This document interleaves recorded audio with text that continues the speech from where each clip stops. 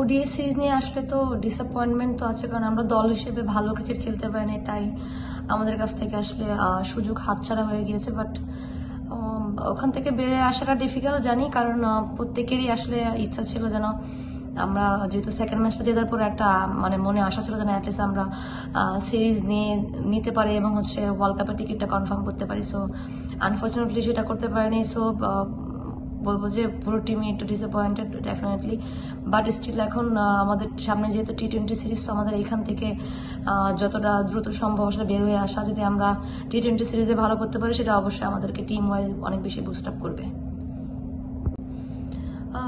ODI সিরিজের পরে এখন দেখেন আমার কাছে যেটা সব থেকে বেশি মনে হয় যে টিম ওয়াইজ হচ্ছে আমাদেরকে কম্প্যাক্ট ক্রিকেট খেলাটা এখানে, কারণ যেহেতু উইকেট ভালো এবং প্লাস আর সব থেকে বড় কথা যে টিম যে আসলে বলবো যে একটু মোরালি ডাউন আছে, সেখান থেকে বেরোয় আসতে হলে টিম ওয়াইজ আসলে আমাদের একটা ভালো রেজাল্ট করতে হবে।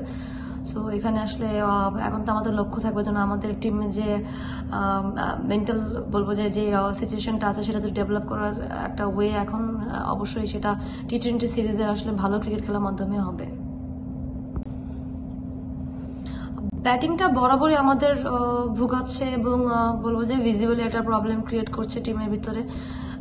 প্লেয়াররা যথেষ্ট পরিমাণ প্র্যাকটিস করতেছে বা সুযোগ পাচ্ছি আমরা সবাই, বাট আনফর্চুনেটলি সেটা আসলে ম্যাচে পারফরমেন্সে রূপান্তরিত হচ্ছে না। সো এটা আসলে অনেক টেনশনের বিষয়। আর সেকেন্ড হচ্ছে স্ট্রাইক রেটের একটা বিষয় থাকে, কারণ টি-20তে স্ট্রাইক রেটটা অনেক বেশি ইম্পর্টেন্ট। কারণ আপনি যদি অ্যাটলিস্ট 100 স্ট্রাইক রেট মেনটেন না করেন বা kind of team West Indies তাদের এগেনস্টে যদি আপনি 140+ রান না করেন বা 140 রান না করেন, তাহলে সেই ক্ষেত্রে আসলে ম্যাচ আসলে জেতার সম্ভাবনাটা অনেক বেশি কমে যায় এবং কম্পিটিটিভ ক্রিকেটও খেলা যায় না।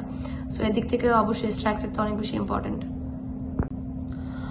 ওয়েস্ট ইন্ডিজ টিম আর যদি আমাদের টিমের ভিতরে পার্থক্য যদি আমি বলতে চাই, তাহলে অবশ্যই সেখানে প্রথম আসে যে তারা হচ্ছে অনেক বেশি পাওয়ার হিটিং করতে পছন্দ করে এবং তাদের অনেক বলবো যে কিছু স্ট্রং প্লেয়ার যারা শুধুমাত্র টি-20 স্পেশালিস্ট অনেক বেশি, এবং তারা বড় বড় শর্টস খেলতে অনেক বেশি অভ্যস্ত, কারণ তারা বিভিন্ন জায়গায় বিভিন্ন রকম ভাবে ফ্র্যাঞ্চাইজি খেলে এবং তারা বিভিন্ন কন্ডিশনে টি-20 ফরম্যাটটাই বেশি খেলে এবং তারা টি-20 বলবো যে অনেক বেশি বলবো যে ম্যাচগুলোতে অনেক বেশি ভালো করে এবং রিসেন্টলি তারা টি-20 ওয়ার্ল্ড কাপে অনেক বেশি ভালো করেছে। সো এদিক থেকে তো আমি বলবো যে এই পার্থক্যটা তা আছে।